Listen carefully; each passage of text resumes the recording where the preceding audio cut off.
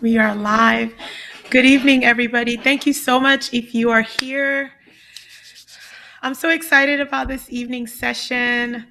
We have such an amazing group with us this evening for the session, for the info session. We have the ASHP Executive Fellows that are joining us. I really was interested in talking to all of the organization management executive fellows this time when I did this because I just felt like it was such a unique group.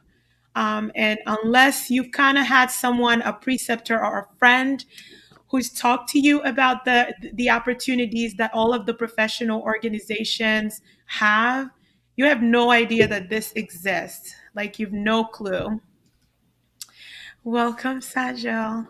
I hope I'm pronouncing your name correctly. Please correct me if you need to. We can't hear you.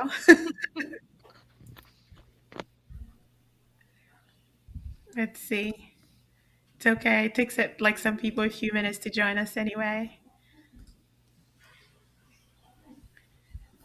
No worries.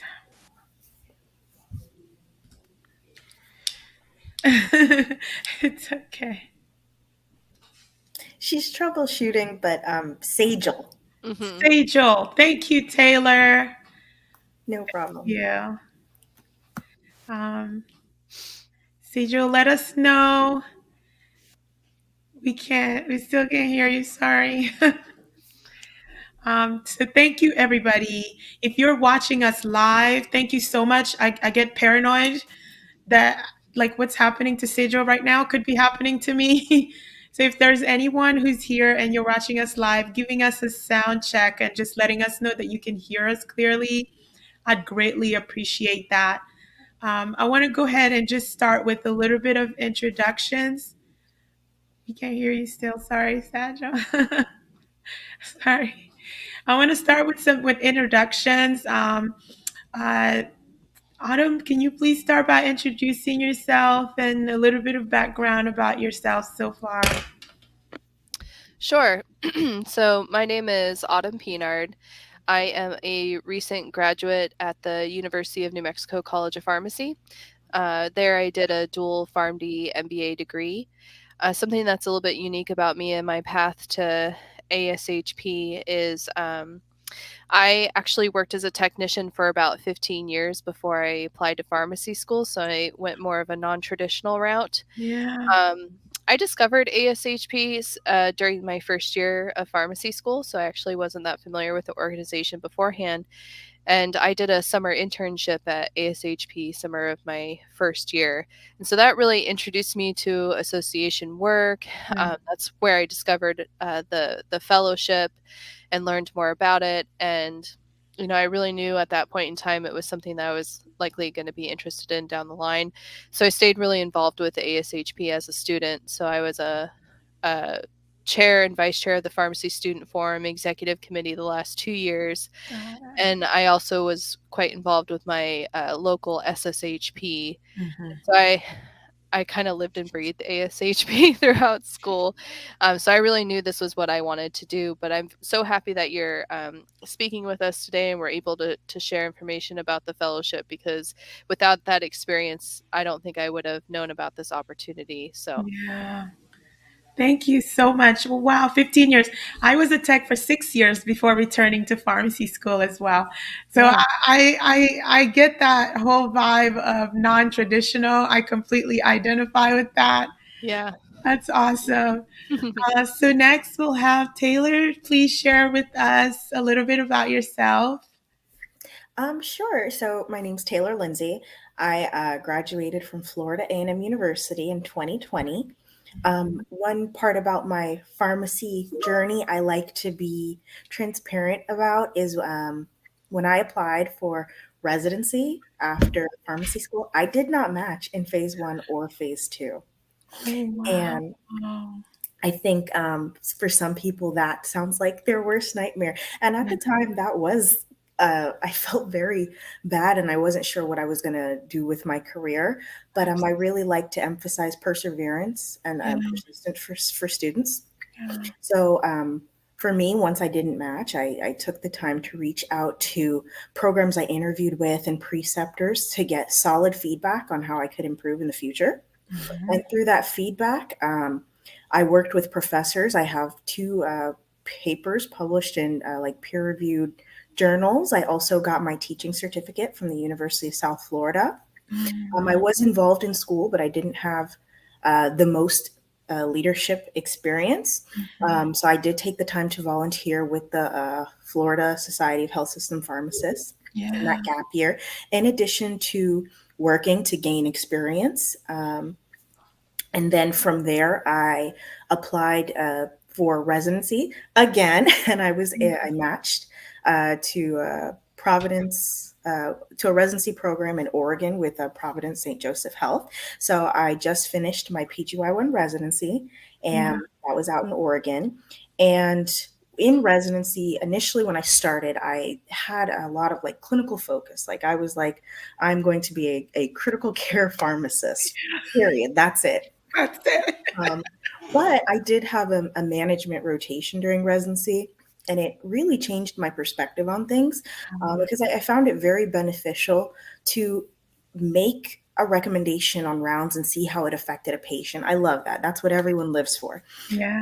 However, in the management and leadership sphere, I saw that there was the opportunity to make policy changes or change how pharmacists evaluate things. And that's preventing problems with patients, or that's making a change on a much wider scale that's not just affecting one patient in the ICU, it's affecting all patients in the hospital. Yeah.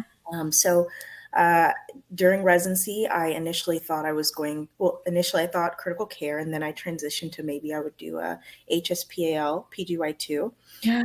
Then ASHP, they actually reached out to me to let me know about the fellowship opportunity, which I hadn't heard of before, if I'm honest. But when weighing the difference between HSPAL, PGY2 versus the fellowship, I felt that doing a fellowship with ASHP, it would give such a wider perspective, and it would put me in a realm that I hadn't experienced before. The skills that I would gain with ASHP, they'd be easily transferable if I decided to go back into a clinical sphere. However, if I did the HSPAL, those skills, it might be a little bit hard to transition into like an association management field. So that was one of the things that really helped me make my decision. That's amazing. That's really cool that you started. And I love so far, I'm really just paying attention to the pattern. If you're watching this, please pay attention to the fact that they are all so different. They've all had a very unique journey so far in the two people that we've heard from. Sageal, I hope we can hear you now. No. Oh, no. It could be the browser you're using as well. Sorry. Oh my goodness. I'm going to have to bring Sageal back and have her do her own session because I want to hear from her so badly. I just think that it's so cool that you are all so very different. So what would you say, Autumn, I think, what would you say was like that fork in a road in your professional career once you because I think all of us get to this point where you have to make a decision. Like, I think I want a more clinical and traditional path versus what I envision for myself and the level of impact I want to make. This other route could be more appropriate. I'm curious if that was just an event or if it was mentorship that kind of helped with that.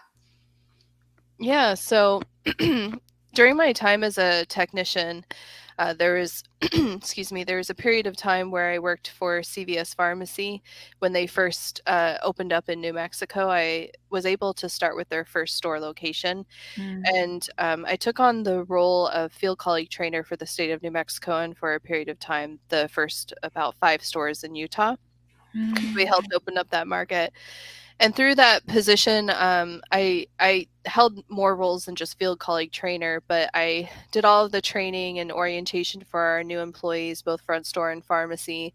I taught pharmacy technician courses and store management development courses. I helped open up new pharmacy locations. Yeah. I managed pharmacist scheduling and payroll. I did some district administrator type of work. And I just really loved that position so much. I felt like the people that I was able to talk to, I was really able to support them and help them grow and succeed in their positions, both front store and pharmacy. And that was really rewarding for me. And so at a certain point, I felt like I needed to do more. And that's when I made the decision to leave CVS and to go to pharmacy school. And so that kind of fueled my reasoning for completing a dual degree and doing the PharmD MBA, because I really liked that administrative management type of role. I felt like I had an opportunity to make a bigger impact by touching more people and helping support more people who are then going to have an impact on our patients. And so when I was in pharmacy school and I learned about ASHP and I learned about the internship, I thought, wow, that's a really great opportunity to work. When you work for an association, you have an opportunity to touch so many of our pharmacists and our technicians and everyone else. And they then go out and take care of the patients and do more for them. And I just really liked the idea of being able to have that sort of impact and to help advance the profession so that we could do more for our patients. And so that was really what brought me to applying for the fellowship.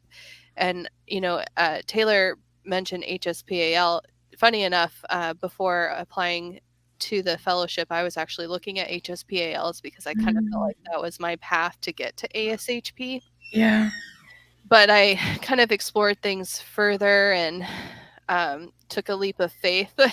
And I only applied to the fellowship in the end. I did a lot of the process for residency, but I just felt like this was the right fit. This was kind of, I love the engagement with members and being able to support them. And it's when you do something that's really beneficial for them and you see that it's helped them to impact their practice and whatnot, that's such a rewarding feeling for me. And so that's kind of what I guess brought me here. I don't know if I would have found the same thing if I hadn't had that experience beforehand. Yeah.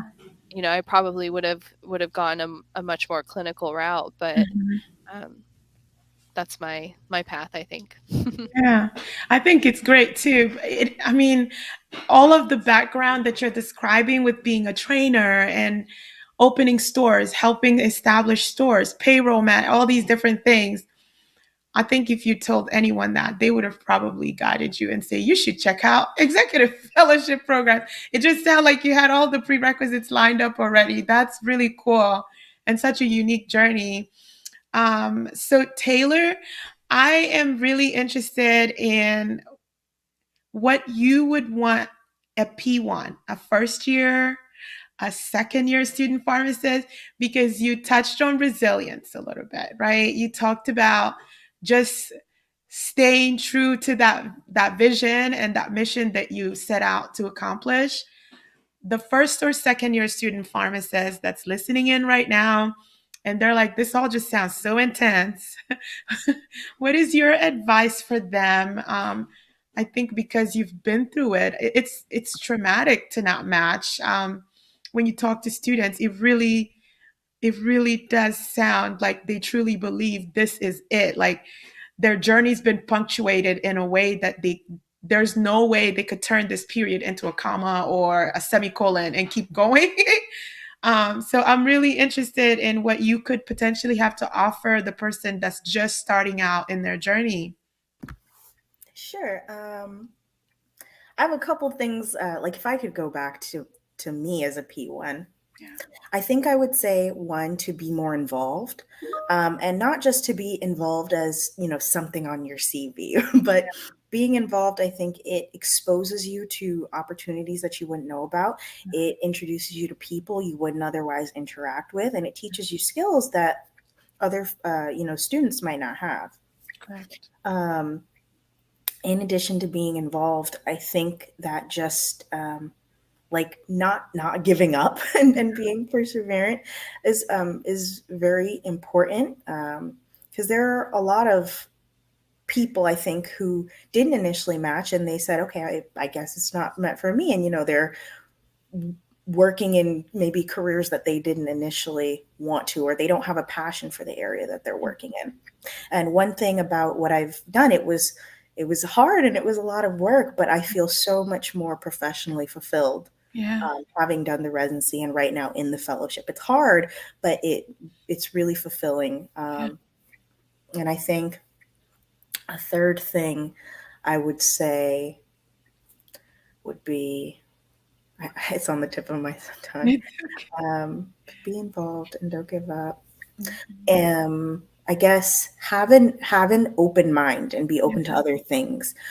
So like I said, I started residency. I said, I'm going to be a critical care pharmacist, and I'm not, and I'm happy I'm not. Yeah. It would have been great being there. Surprise, surprise. You're not a critical care pharmacist, but Exactly. you're using words like fulfilling, and you're super happy with your choice.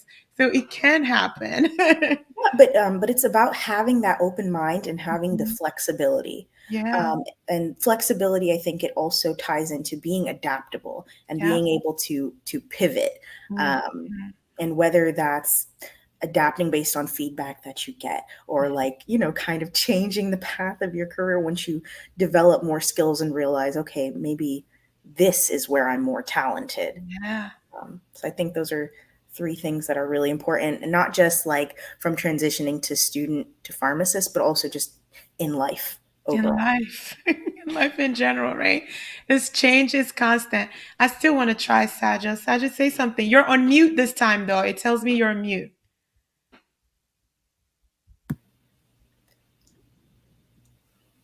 You're on mute.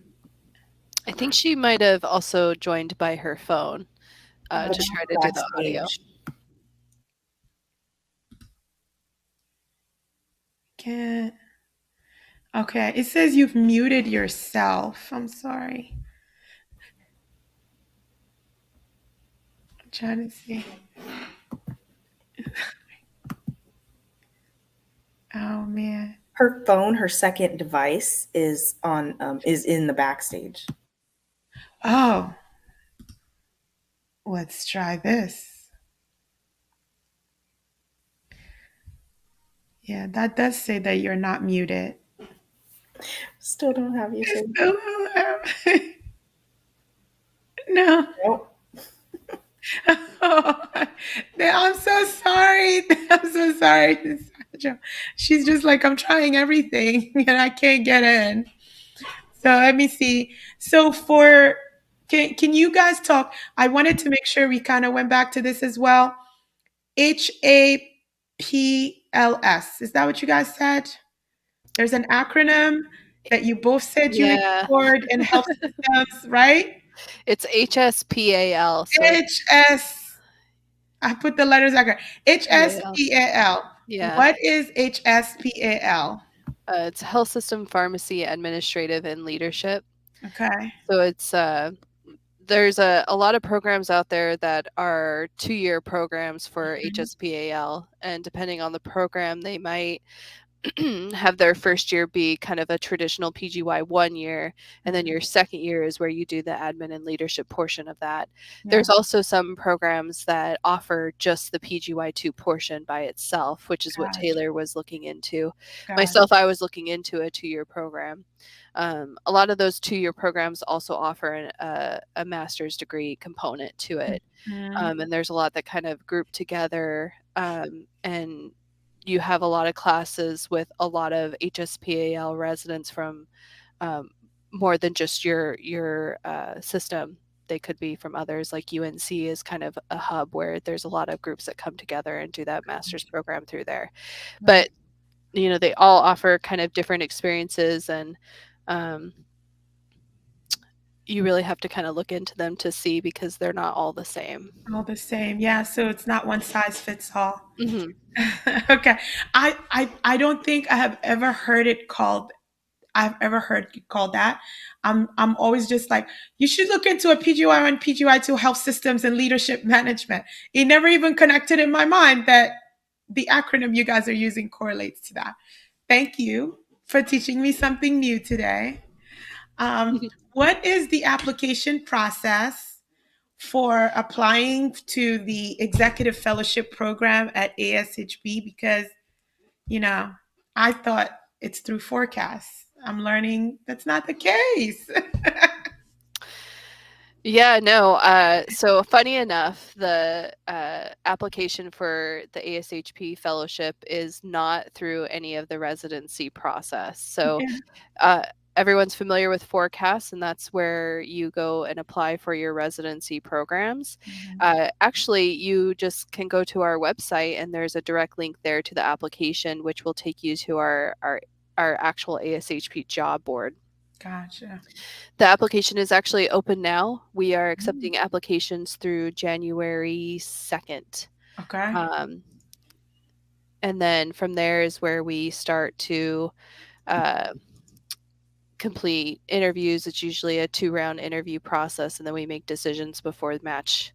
So if you're participating in the residency process as well, you have the ability to know what happens with the fellowship before it's time to kind of make your final match decisions and the match process happen. Yeah. Figured it out. I know that Taylor and Sageal did have a unique experience with this process. Okay. They kind of followed a different timeline than I did. Okay. So I'll let Taylor speak up for that and share her experience. Sure.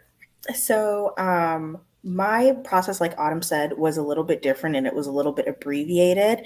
But it's because we were kind of in, I guess, phase 2 of recruitment. Gotcha. If that makes sense, how there's phase 1 of the match and phase 2 of the match. I think we were kind of in the phase 2 recruitment stage. So very abbreviated, but happy to be here. It's not typically how we would recruit fellows, so I don't think that potential, like people who are interested in the fellowship, it's probably not the path that they would follow. I did want to add, though, that we will have a booth at the residency showcase at mid-year, and we will also be at PPS. Gotcha. Okay. Can anyone hear me? Yes. Oh my God. Okay. Oh dear. I'm so sorry that was that much of an ordeal just now. Just figuring out my computer more. That's all. Oh, it's okay. Please tell us about yourself. Like we get to dedicate the entire rest of this time to you. Sorry, but You're good. we want to get to know about you too. So, hi everyone. My name is Sageal Lewis. You call me Sage. It's a little bit similar to Taylor's. I'm from Florida. I went to college at the University of Florida for pharmacy. Going into pharmacy, I don't even think I realized everything that pharmacy could be. I just thought, like, I'll go in, I'll do retail, like, that's it, I'm fine.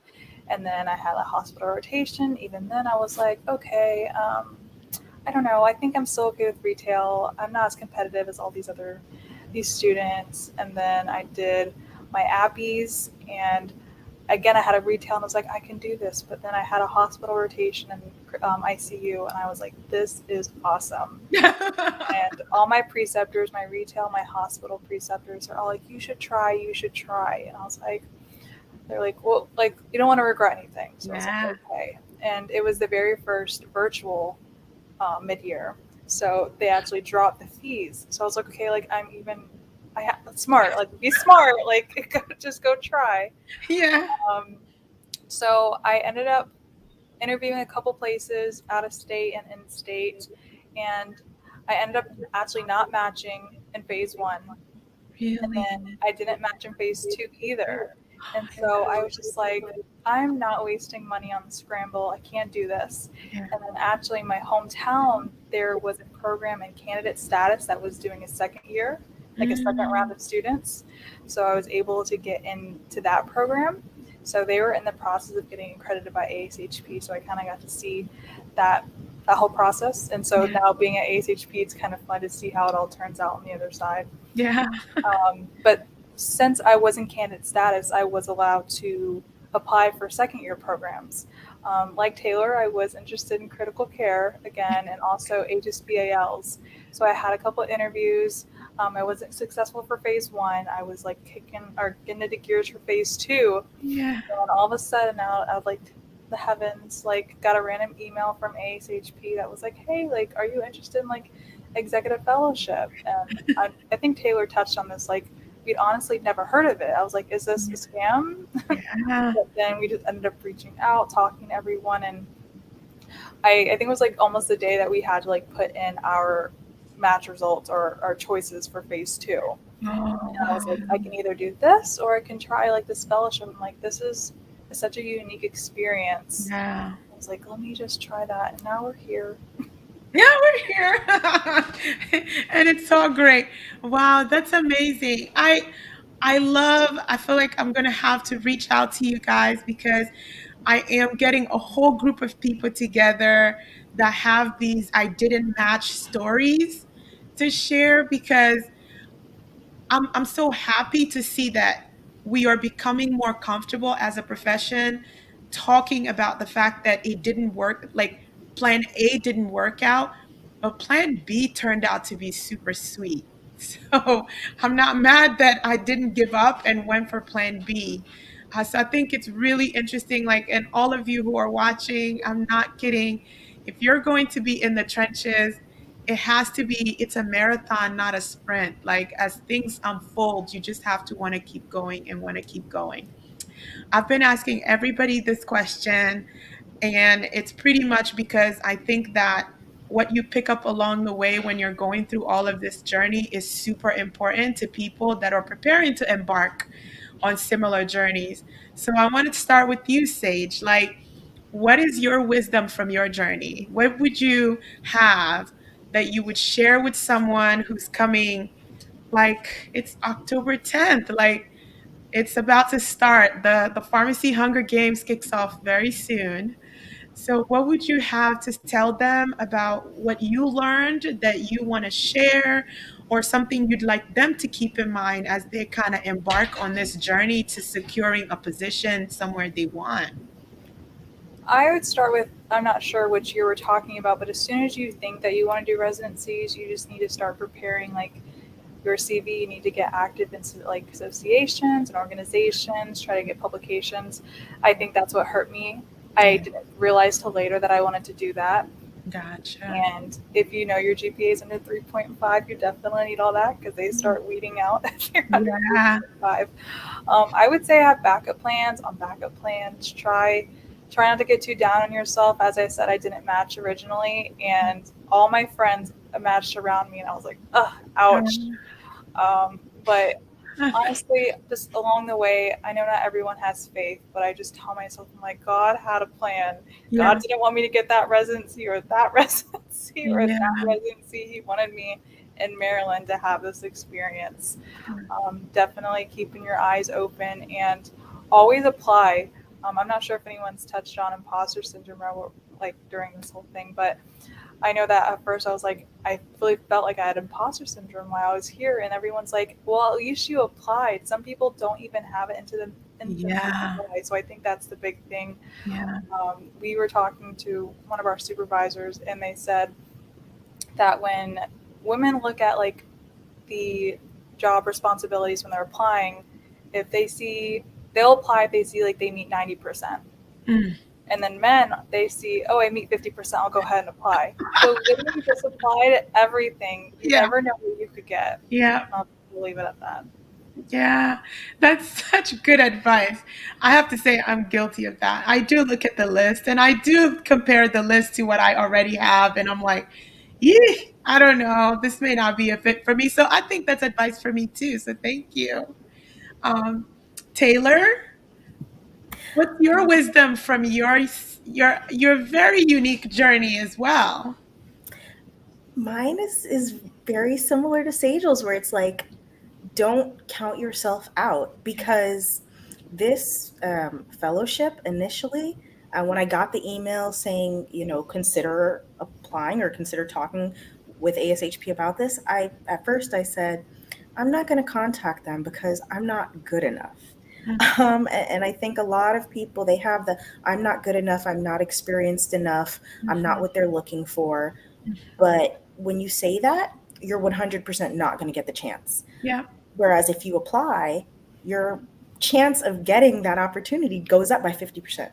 absolutely. And even if you fail, I think there's always a lesson that you can Absolutely. get out of it. Yeah.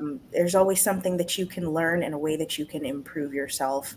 Um, and it's not like the end of the road there. Yeah. Like, no matter what, outside of residency, outside of everything, you can always learn and grow from your experiences.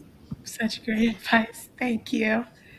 Thank you so much. Adam, please tell us your phenomenal journey and everything I'm sure you've picked up along the way. What can you share with everybody that's going to come across this, no matter where they are in their journey right now? Some wisdom for their journey.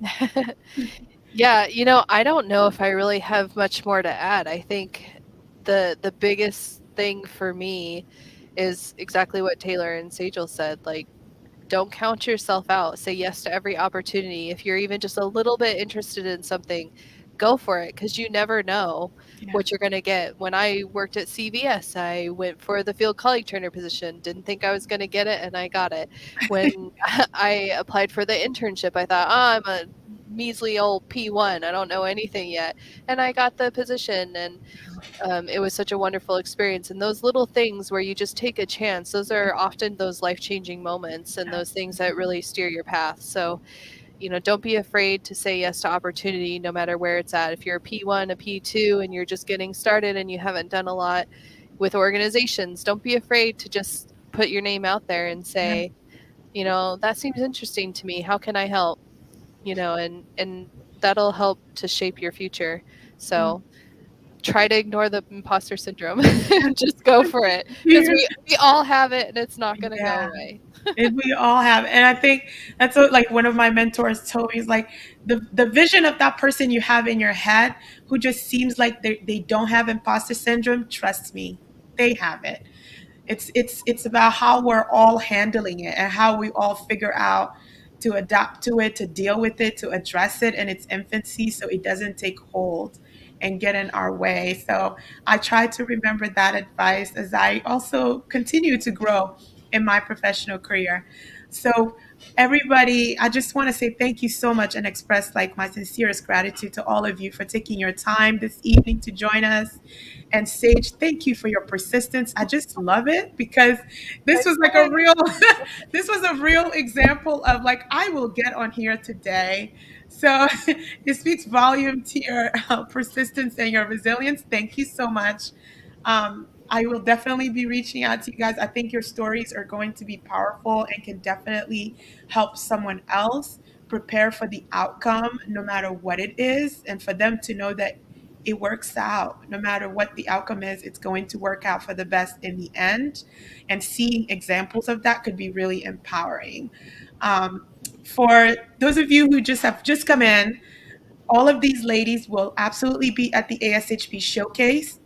The application for their executive fellowship at ASHP is open right now and closes January 2nd. Is it okay if prospective candidates or interested candidates reach out to you all? Oh, of course, yes. We Yeah. want them So to. they are all open to you guys reaching out with your questions. If you want to know more about their year and what it's been like for them, interested, they will be at the showcase at midyear. I've already mentioned this is a huge opportunity. If you're at midyear, don't squander it. Go and chat with them, and there's a lot to learn. Thank you, ladies, so much for your time. I really appreciate it. Everybody have a great evening. Thank Thank you for Thank you, having us. you. Absolutely. Bye bye. everyone. You Goodbye. too. Mhm.